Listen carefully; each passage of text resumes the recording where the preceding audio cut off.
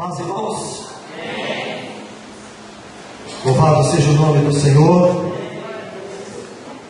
Eu espero que alguém estiver com sono, deixe para dormir no tobogã amanhã, no vôlei, no futebol, nas piscinas, e dentro d'água. Deve ser muito bom dormir, mas aqui nesta noite vamos estar ligados. Amém?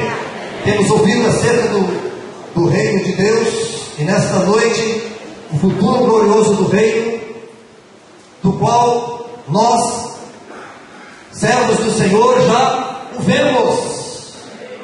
Eu espero que cada um que está aqui nesta noite possa estar vendo este reino vindo, porque quando nós estamos preocupados com algo à nossa frente que pode acontecer, nós estamos ligados. A palavra de Deus diz que nós devemos estar olhando para o alto, porque o mundo jaz em trevas, e nós somos luz neste mundo. E assim o Senhor nos fez, e assim o Senhor fará, e continuará fazendo. Assim nós cremos, e seja feita a vontade do Senhor.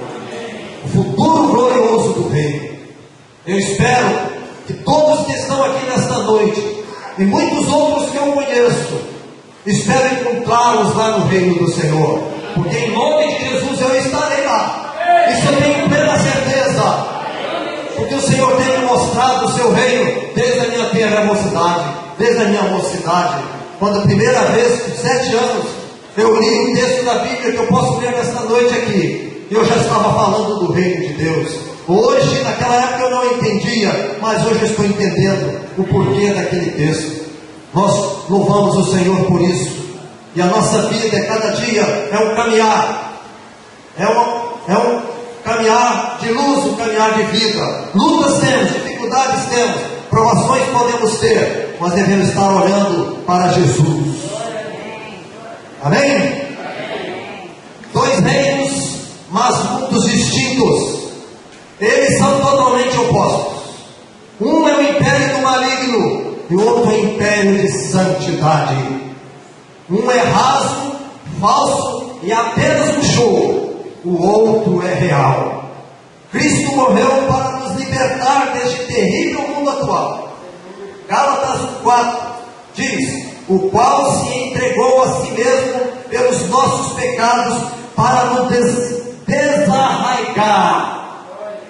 O Senhor quer nos arrancar as raízes que nos prendem aqui neste mundo. Pela graça do Senhor devemos estar saindo disto cada dia, e que este retiro seja uma oportunidade de você soltar menos as raízes que o prendem neste mundo. Então o Senhor diz nos desarraigar deste mundo perverso, um mundo religioso, irmãos, que mistura ritos e cerimônias com a fé em Cristo, e que nós vemos no engano. É este glorioso reino que estamos aguardando, o reino que o Senhor está preparando para nós.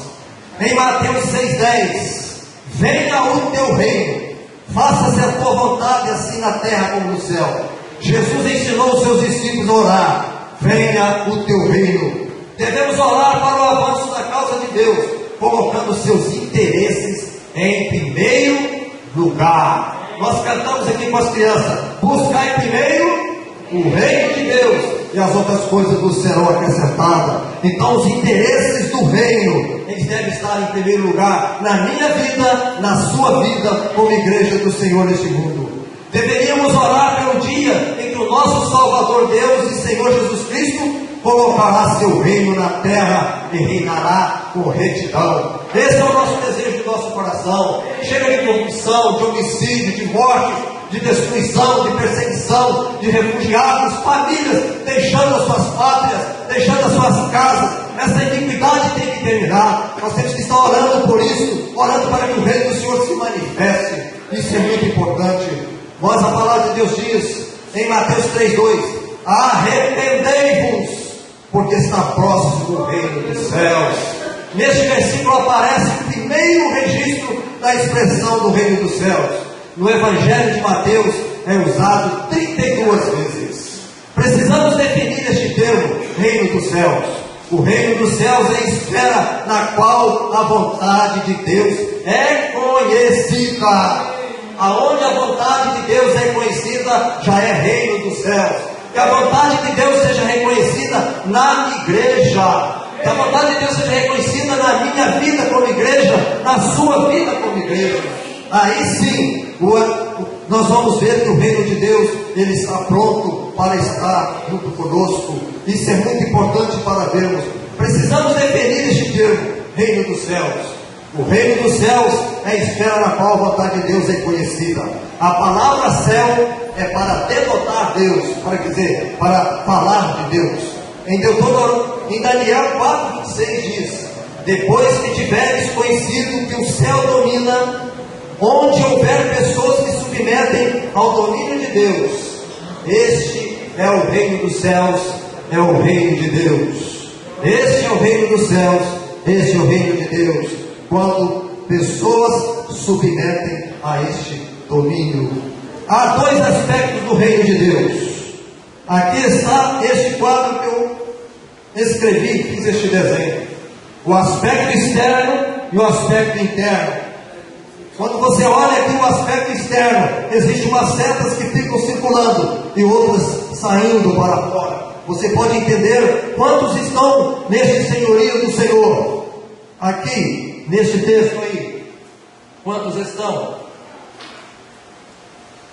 E quantos estão saindo? Agora nós vamos saber o aspecto interno. A gente vê que as setas se convergem para o interior. Aqueles que têm nova vida, eles buscam a vida em Cristo e permanecem. O que permanece é o salvo, é o remido do reino de Deus. Então você daqui para frente, você presta atenção, porque quando nós ouvimos, irmãos, a palavra, quando eu leio a Bíblia, primeiramente ela começa a falar no meu coração. E assim tem que ser conosco, com cada um de nós. No aspecto mais amplo externo, estão incluídas pessoas que professam reconhecer Deus como soberano. Eu creio que tem muitos aqui que sabem que Deus é soberano, mas que não é soberano na vida dele. Por não ser soberano nesta vida, o reino de Deus não pode estar nesta vida. Ele não pode participar do reino de Deus nesta vida. Porque a palavra de Deus diz também que o reino de Deus não é comida nem é bebida, mas é a alegria no Espírito Santo. Irmãos, nós como igreja, desfrutando desse reino, quando nós nos reunimos, nós devemos ter a alegria do Espírito Santo no nosso coração. Dias atrás eu falei, para cantar ao Senhor tem que ser cheio do Espírito Santo, porque senão você vai apenas tagarelar alguma coisa. Então, professam reconhecer Deus como soberano, mas não o conhecem. No mais restrito que o aspecto interno que está aí, estão incluídos apenas os que foram genuinamente convertidos. Não existe meio crente, existe o crente verdadeiro, o servo do Senhor verdadeiro. Apenas os que nasceram de novo pela fé no nosso Senhor Jesus Cristo. No aspecto interno, só entra convertidos. Mateus 18:3 diz: e disse Jesus: em verdade vos digo que, se não vos converterdes e não vos tornardes como crianças, de modo algum entrareis no reino dos céus. Ele estava falando do reino em sua realidade interna, uma conversão no sentido de ter todos os seus pensamentos falsos conformados ao reino, não conforme você pensa e age, mas conformados dentro do reino do Senhor. Vamos traçar o desenvolvimento deste reino em 5 fases, para nós entendermos. Vamos poder trazer um copo d'água para mim. 5 fases. Primeira fase, para que os irmãos possam entender.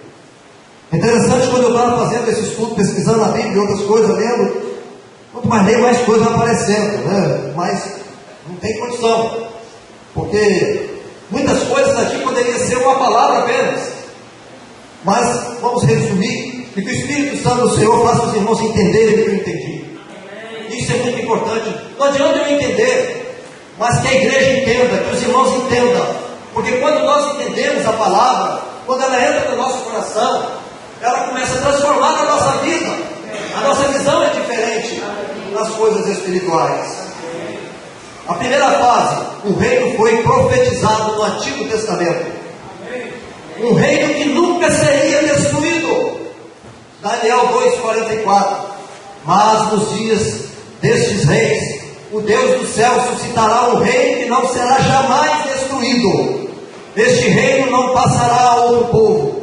Esmiuçará e consumirá todos os reinos, mas ele mesmo subsistirá para sempre. É o reino de Deus. É o reino de Deus regido pelo Messias. Previu a vinda de Cristo para exercer um domínio universal e eterno. Jeremias 23,5 diz: eis que vem dias, diz o Senhor, em que levantarei a Davi um renovo justo, e rei que é, reinará e agirá sabiamente, e executará o juízo e a justiça na terra. O Messias é retratado como um renovo, literalmente um broto que saiu da árvore genealógica de Davi, que reinará sobre o povo de Deus no futuro. Esta é a primeira fase prevista no Velho Testamento. A segunda fase, o reino de Deus está dentro de vós, ou no vosso meio. Lá em Lucas 17:21 diz: nem dirão, ei-lo aqui, ou lá está, porque o reino de Deus está dentro de vós. Isto é, está dentro do coração das pessoas. O reino estava presente na pessoa do rei, quando estava lá no Novo Testamento, mas já estava entrando no coração das pessoas. E hoje o rei já partiu e está, mas agora o reino está dentro de nós, está nos nossos corações. Aí nós partimos para a terceira fase. O reino é descrito de uma forma interior. Amém, irmão? O reino é descrito de uma forma interina. Isto é, mesmo com a ausência do rei, o rei existe no coração daqueles que reconhecem o reinado de Jesus e os seus princípios morais e éticos. Olha, o reino existe no coração daqueles que reconhecem o reinado de Jesus e seus princípios morais e éticos, representado pelas parábolas de Mateus 13. Nós vemos que são 7 parábolas. 4 Jesus falou para as multidões, e mais 3 ele falou para os seus discípulos. Mateus 13.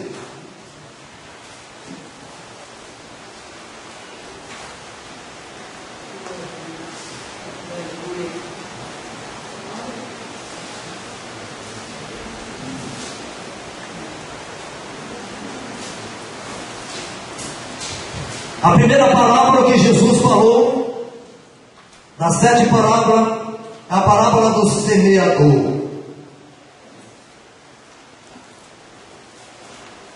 E ele coloca aqui na palavra do semeador os tipos de corações que existiam e que existem. Os corações de pedra, os corações que estão com espinhos, corações que estão com poeira liberada de estrada. Esses corações jamais dão lugar à palavra de Deus. Ela pode chegar, mas não frutifica. Mas ele falou que existe um coração de terra, um coração que a semente vai cair e frutificar. E diz aqui no versículo 18: atendei vós, pois, a palavra do semeador. Todos os que ouvem a palavra do reino e não a compreendem, vem o maligno e arrebata o que lhes foi semeado no coração. Este que foi semeado à beira do caminho, e o que foi semeado em solo rochoso, esse é o que ouve a palavra e recebe logo com alegria, mas não tem raiz em si mesmo, sendo antes de pouca duração, e lhe chegando a angústia, ou a perseguição, ou os cuidados da vida, ou as coisas que o mundo mostra, tantas outras coisas, e por causa da palavra logo se escandaliza. E o que foi semeado entre espinhos é o que ouve a palavra, porém os cuidados do mundo e a fascinação das riquezas sufoca a palavra e que frutífera. Mas o que foi semeado em boa terra é o que ouve a palavra e a compreende. Este frutifica e produz 100 e 60 e 30 por 1. Todos nós que ouvimos a palavra de Deus e estamos no reino de Deus, nós frutificamos. 100, 70, 30, todo crente ele frutifica, porque esta é a verdade da palavra do Senhor. Amém? E a outra palavra que nos chama a atenção é a palavra do joio. A palavra de Deus diz que outra palavra lhe propôs dizendo: o reino dos céus é semelhante ao homem que semeou boa semente no seu seu campo. Mas enquanto os homens dormiam, veio o inimigo dele e sembrou o joio no meio do trigo e retirou-se. E quando a erva cresceu e produziu fruto, apareceu também o joio. Então vindo os servos do dono da casa, dizendo: Senhor, não semeaste a tua semente em seu campo? Onde vem, pois, o joio? Ele, porém, lhe respondeu: o inimigo fez isso. Mas os servos lhe perguntaram: queres que vamos arranquemos o joio? É o reino de Deus, irmãos, que abrange todas as coisas. O trigo é lançado, mas o inimigo lança o joio no meio do trigo. Eu espero que não tenha joio aqui entre nós. E se houver, torne-se trigo, porque o Senhor é poderoso para transformar. Não, replicou ele: para que eu separar o joio, não arranqueis também com o trigo. Porque quando semeia o joio junto com o trigo, a raiz está junto com a raiz do trigo, e o trigo cresce junto com o joio, espera dar o fruto. Deixai-os crescer junto até a colheita, e no tempo da colheita direi aos ceifeiros: ajuntai primeiro o joio, atai em feixe para ser queimado, mas o trigo recolhei-o no meu celeiro. Temos sido trigo ou joio semeado pelo diabo? Qual é o joio que o diabo tem semeado no seu coração? E que muitas vezes está misturado no reino de Deus, no meio do povo de Deus. Irmãos, nós temos ouvido verdades grandiosas, e que o Senhor não trará ninguém por inocente.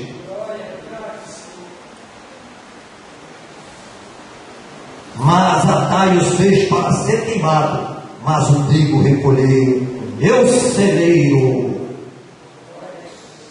A outra parábola é do grão de mostarda. Outra parábola lhe propôs dizendo: o reino dos céus é semelhante ao grão de mostarda. O reino começou pequeno, Jesus começou a lançar o reino. Esta semente nasceu uma grande árvore, que é hoje o cristianismo espalhado pelo mundo afora. Diz aqui: um grão de mostarda que um homem tomou e plantou no seu campo, o qual é na verdade a menor de todas as sementes, e crescida é maior do que as hortaliças, e se faz árvore de modo que as aves do céu aninharem os seus ramos. O que é as aves do céu aqui? São demônios, aves de rapina. Elas também estão aninhados nesta semente de mostarda que fez uma grande árvore. Essa grande árvore espalhada no mundo. Existe verdade e existe mentira. E a outra palavra, a parábola do fermento. Disse-lhes outra parábola: o reino dos céus é semelhante ao fermento, que uma mulher tomou e escondeu em 3 medidas de farinha, até ficar tudo levedado. Irmãos, o reino dos céus é semelhante a um fermento. A farinha pode ser algo de comer, a palavra de Deus. O fermento leveda. Esse fermento leveda. E esse sinal de mulher aqui, alguns dizem pode ser engano. Algo de engano, levedando. Este reino está manifestando no nosso mundo de hoje. Então, a palavra, ela tem que ser pura. Ela não pode ser levedada por pecados, por erros doutrinários, por interesses humanos, por doutrinas humanas. A parábola do tesouro escondido. O reino dos céus é semelhante a um tesouro oculto no campo, o qual certo homem, esse certo homem é Jesus, tendo achado, escondeu, e transbordante de alegria vai e vende tudo que tem e compra aquele campo. É o remanescente piedoso dos judeus. Era o reino do Senhor. Ele veio e viu o campo, o tesouro que era, e ele comprou esse campo. A parábola da pérola O reino dos céus é também semelhante a um que negocia e procura boas pérolas. O negociante aqui é Jesus Cristo, e tendo achado uma pérola de grande valor, vende tudo o que possui. Quem pode me dizer quem é essa pérola? No mundo de hoje, é você, meu irmão. É a igreja do Senhor. Essa é a pérola. É a pérola tirada do mar das nações, como diz lá em Apocalipse. É a pérola que é produzida numa ostra. Todos nós sabemos da história. No sofrimento da ostra produziu uma pérola de grande valor. No sofrimento de Jesus na cruz do Calvário produziu uma pérola. Amém. E tendo achado uma pérola de grande valor, vende tudo que possui e a compra. E a última palavra diz que o reino dos céus é ainda semelhante a uma rede lançada no mar, recolhe peixes de toda a espécie, peixes bons e peixes maus. E diz aqui, enquanto está cheia, os pescadores arrastam essa rede para a praia, e assentados escolhem os bons para os cestos, e os ruins deitam para fora. Olha, há um julgamento, assim será na consumação dos séculos. Sairão os ânimos e separarão os maus dentre os justos, e os lançarão na fornalha acesa. Ali haverá choro e ranger de dentes. Então, irmãos, essa é a terceira fase da igreja. A igreja não é um reino. Todos que estão na igreja estão no reino na sua forma transitória. A quarta fase diz, é a sua manifestação. Esse será o reinado de 1000 anos na terra, descrito por Jesus em sua transfiguração. Mateus 8,11. Digo-vos que muitos virão do Oriente e do Ocidente, e tomarão lugares à mesa com Abraão, Isaque e Jacó, no reino dos céus. Muitos virão, gentios, juntos com Abraão, desfrutarão da salvação e da bênção de Deus lá no milênio, teu reino glorioso, dos quais nós estamos aguardando, a igreja está aguardando. A quinta fase será o reino eterno, descrito em 2 Pedro 11, diz, pois desta maneira é que vos será amplamente suprida a entrada no reino eterno de nosso Senhor e Salvador Jesus Cristo. A única base para ser aceito no reino celestial é a fé no Senhor Jesus Cristo e uma vida fiel e frutífera.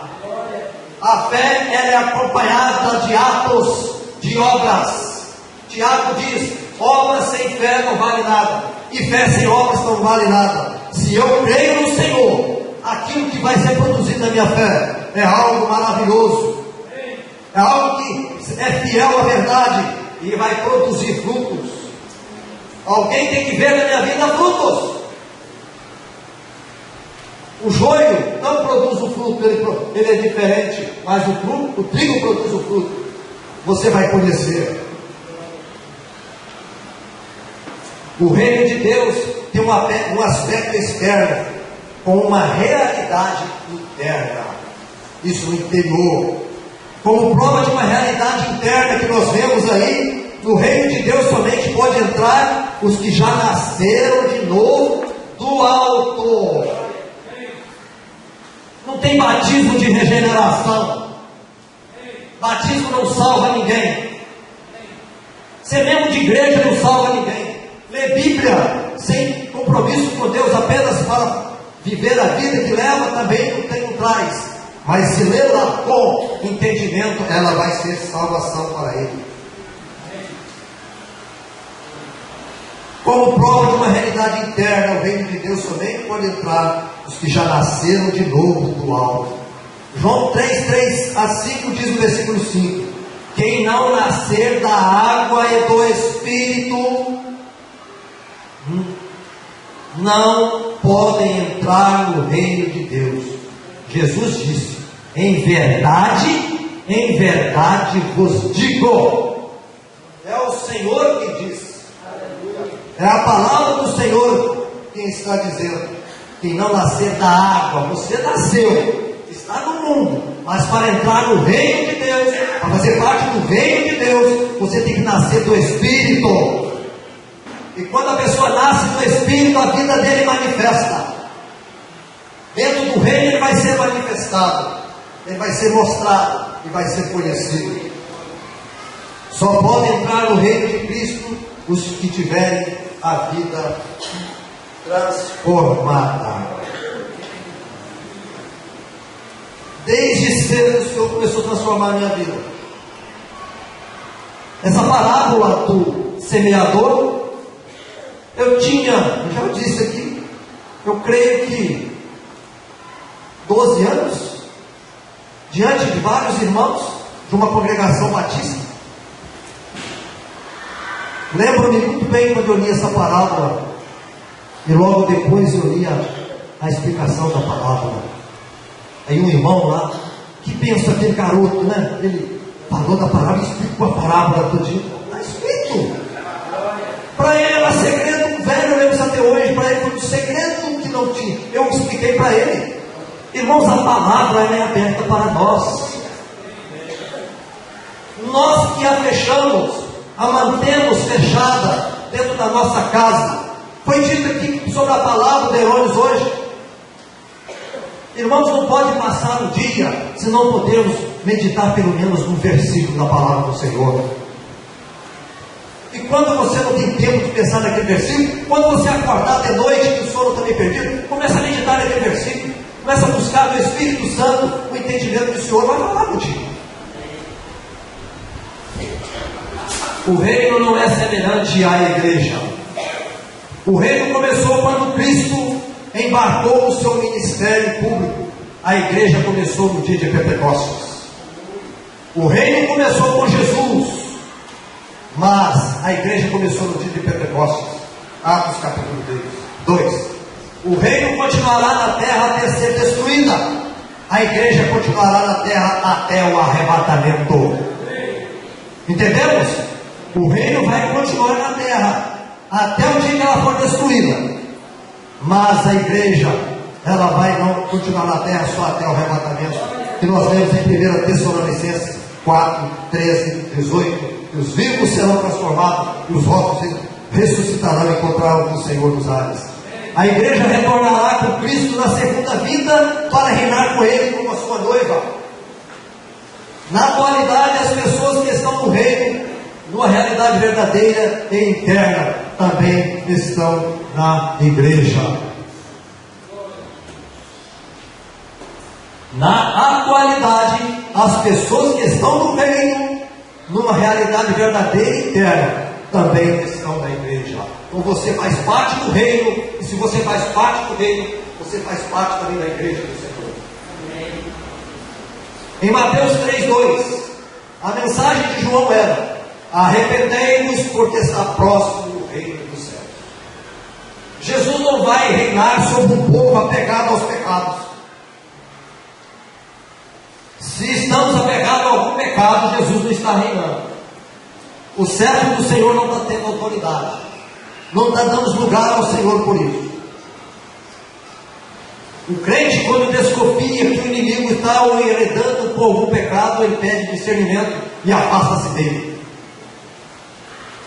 Tem que mudar de direção, confessar e abandonar o pecado. Deus chamou e está chamando-nos do reino das trevas para o reino dos céus, o reino de Deus. Irmão, nós estamos aqui e temos que ter conhecimento de Deus, disso que Deus está nos chamando do reino das trevas para o reino dele. E nós já desfrutamos desse reino dele aqui na terra. Irmãos, não é uma mudança mental de raciocínio, de pesar ou de remorso. É um arrependimento, um afastamento radical do pecado. Eu tenho que arrancá-lo, dói. Tudo que está impregnado na vida que é contra Deus, a carne dói. Porque ela quer, ela satisfaz com aquilo. Ela se fere.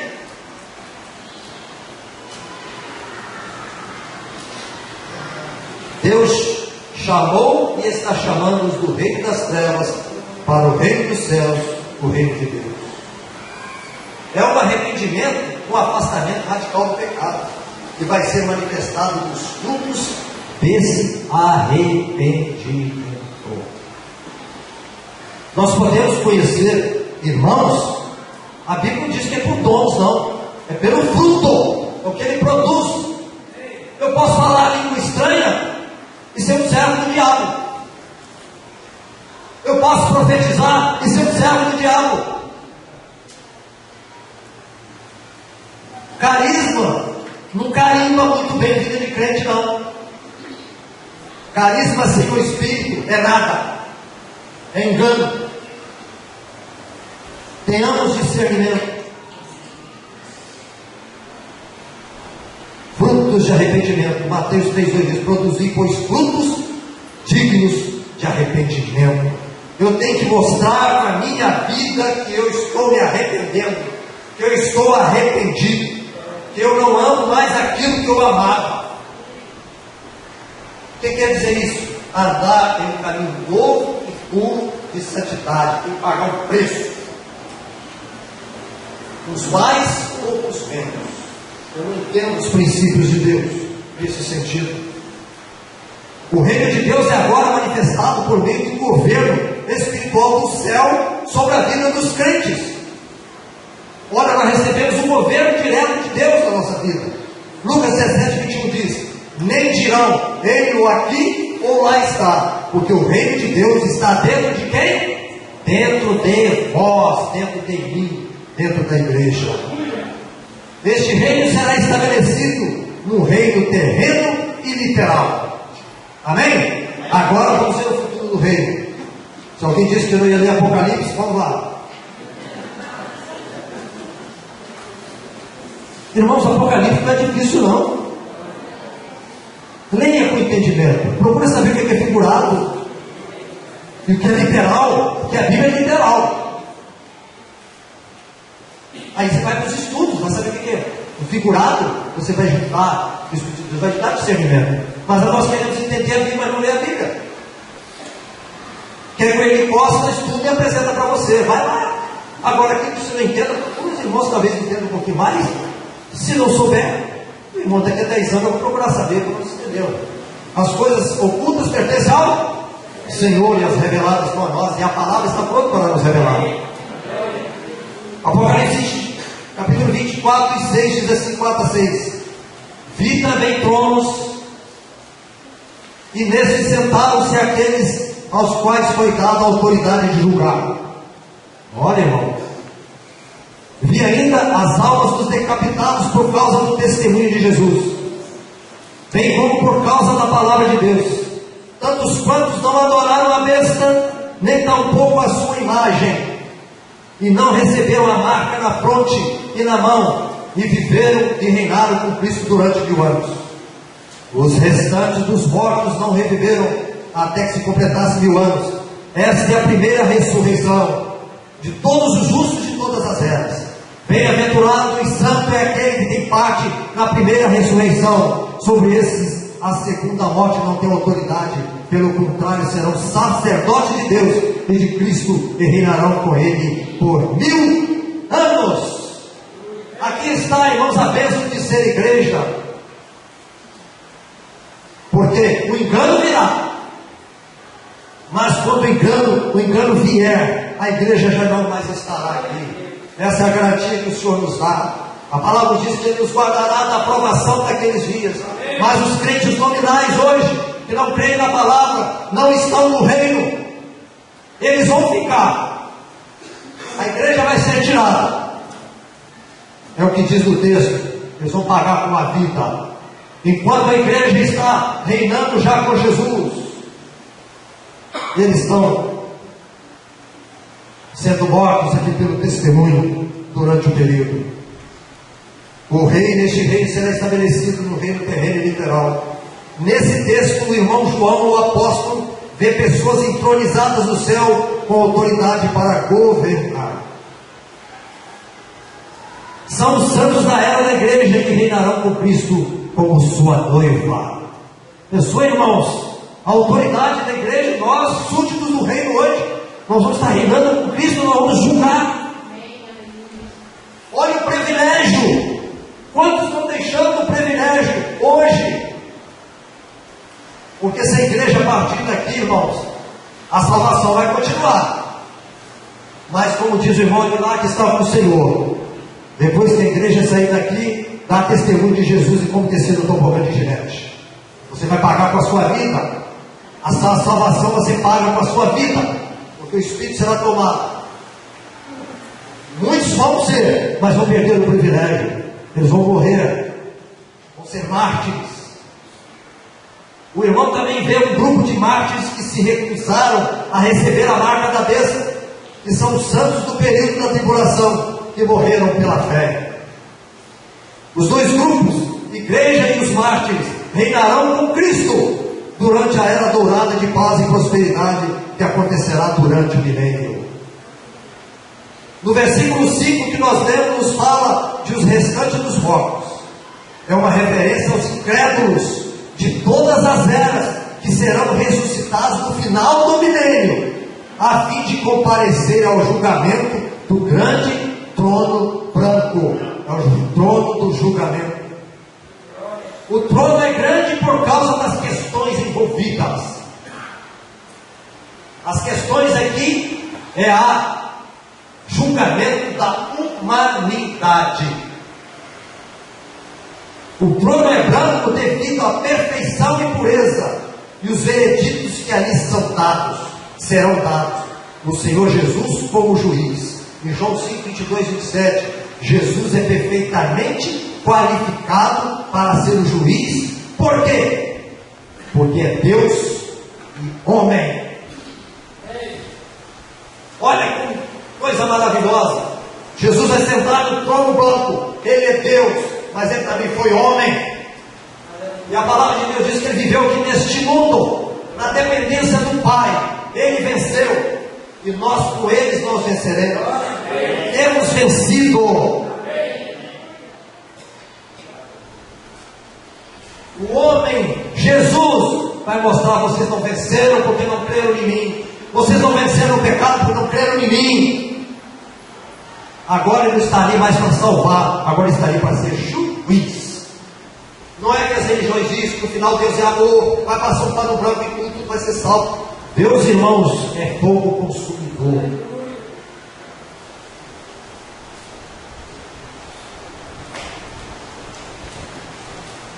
No versículo 5,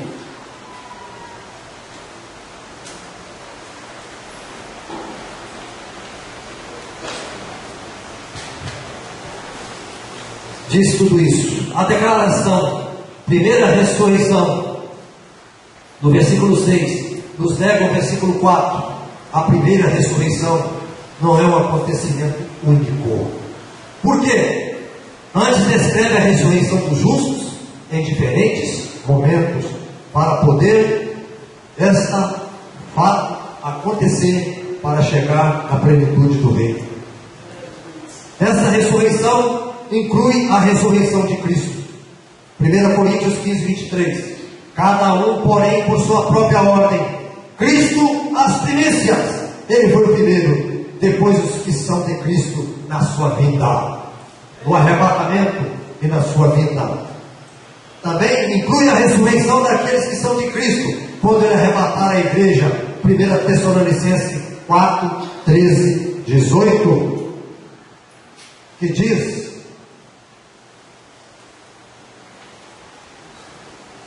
não queremos, porém, irmãos, que sejais ignorantes com respeito aos que dormem, para não vos entristecer como os demais que não têm esperança. Pois se cremos que Jesus morreu e ressuscitou, assim também Deus, mediante Jesus, trará em sua companhia os que dormem. É a palavra.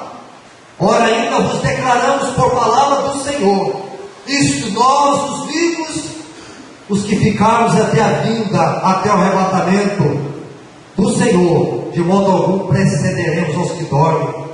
Porquanto o Senhor mesmo, dada a sua palavra de ordem, ouvida a voz do arcanjo e ressoada a trombeta de Deus, descerá dos céus, e os mortos em Cristo ressuscitarão primeiro.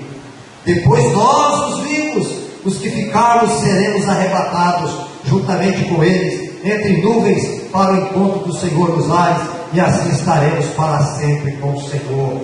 Consolai-vos, pois, uns aos outros com estas palavras. O reino está próximo. Vamos consolar uns aos outros. O Senhor está próximo. A luta está ferrenha, a batalha está no auge da temperatura, mas o Senhor está próximo. Como diz o escritor, já escuto os tropéus, os barulhos dos cascos dos cavalos de Apocalipse. Ele também diz aqui a ressurreição das tuas testemunhas, cujo cadáver ficará estirado na praça. Em Apocalipse 11 diz: o Espírito de vida vindo da parte de Deus neles penetrou, eles se ergueram sobre os pés. Duas testemunhas que o Senhor levantará na grande tribulação para testemunhar de Deus. Uns dizem ser Moisés, Elias, o Enoque, Elias, o Enoque, porque eles não experimentaram a morte.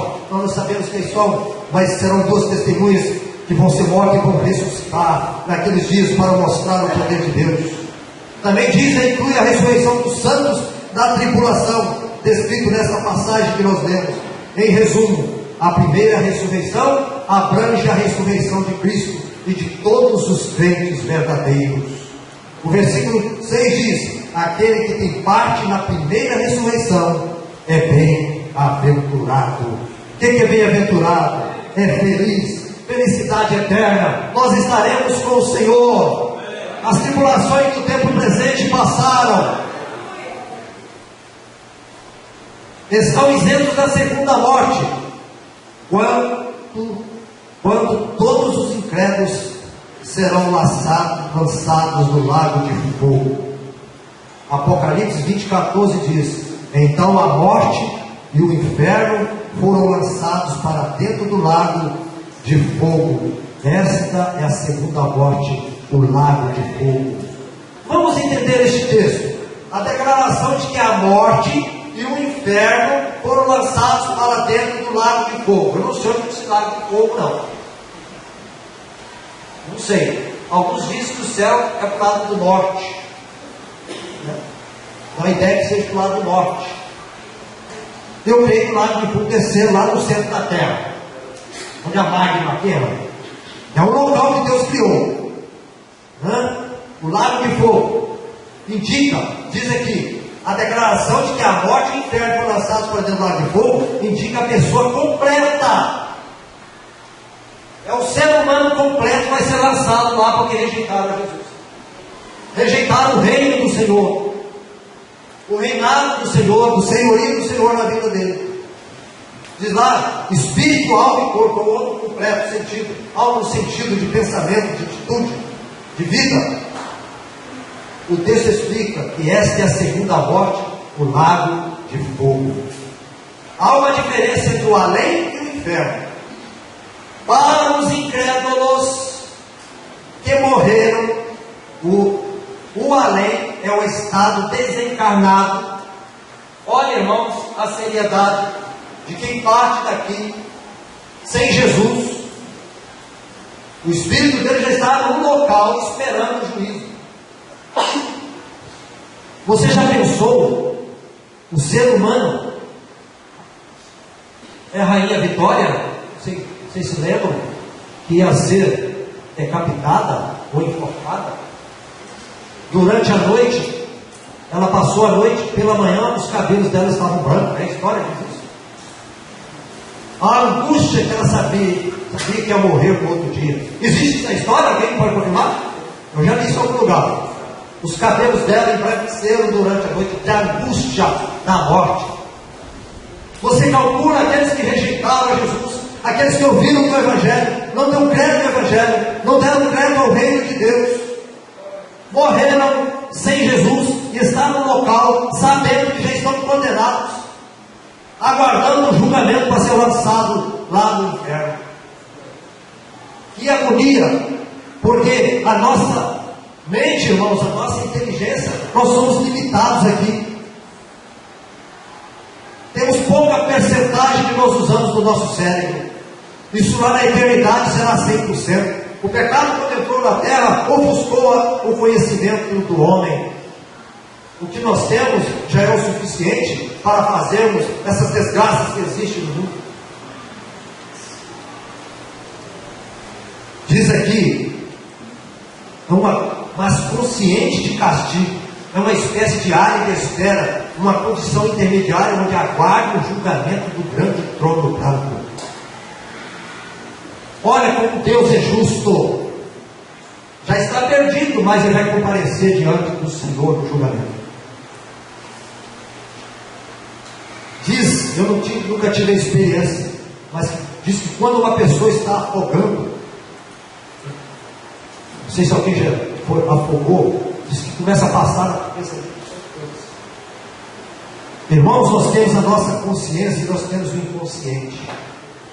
Tudo está registrado aqui. Tudo está registrado aqui. Ninguém vai ter desculpa diante de Deus. Diante do trono, a fita vai rolar. Você já sabe que está condenado.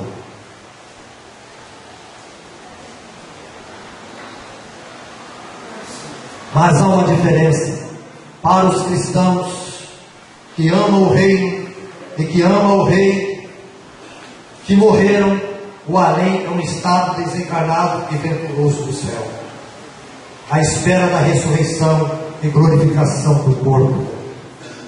Já está lá, Jesus diz ao chamado ladrão lá da cruz, do catolicismo romano chama de bom ladrão: hoje mesmo estarás comigo no paraíso.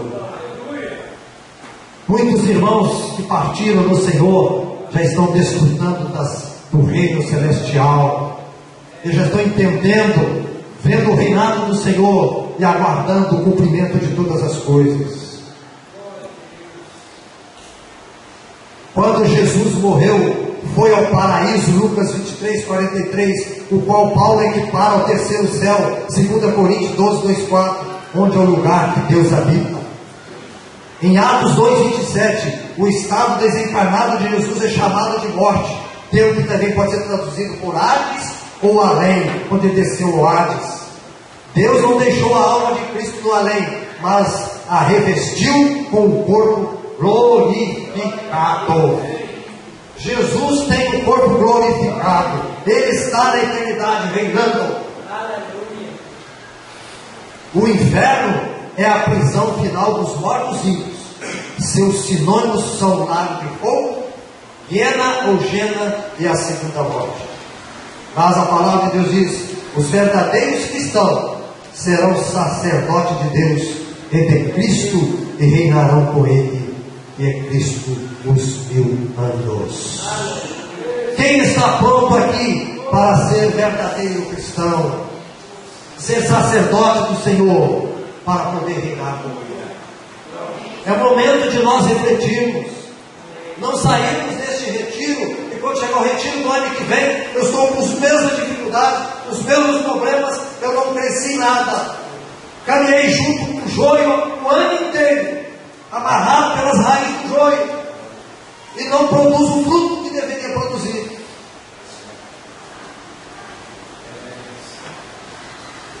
Irmãos, a vida que nós temos aqui na terra, a vida é um treino para o reinado.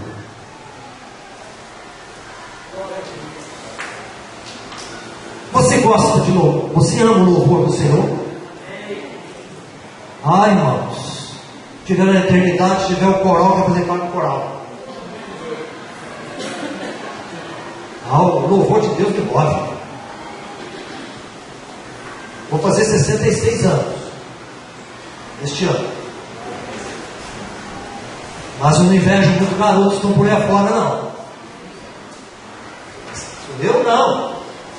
Deus me leva a isso. Eu olho a eternidade do Senhor. Quando eu estou nesse corpo, quero louvar o meu Deus. A vida é um treino para o reinado. Como está o seu treino aqui?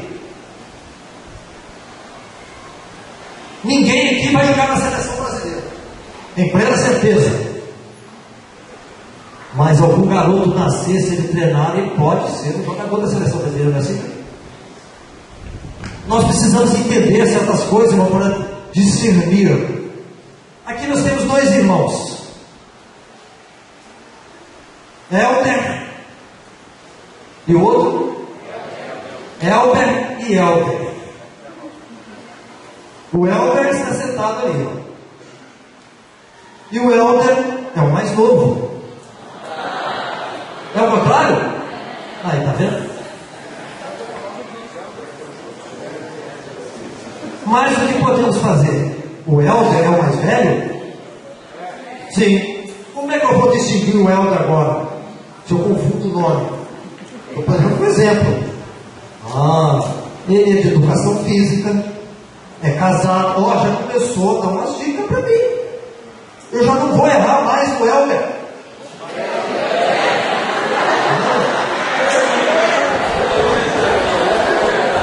Eu não vou errar mais o Elder nem o Elber. O que o Elber faz? Comunicação. É comunicação. É mais jovem, está no louvor. Olha como é que eu distingo. É esse discernimento que o Espírito Santo de Deus tem que dar para nós.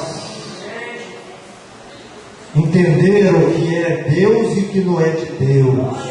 Irmão, nós temos entendimento. O Espírito de Deus tem dado entendimento para isso.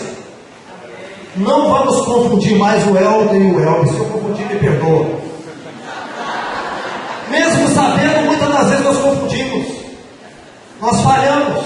Mas peçamos ao Espírito Santo de Deus que nos dê discernimento, para que não venhamos errar no momento que não pode errar. Porque se errarmos naquele momento que não podemos errar, nós vamos pagar um preço muito alto.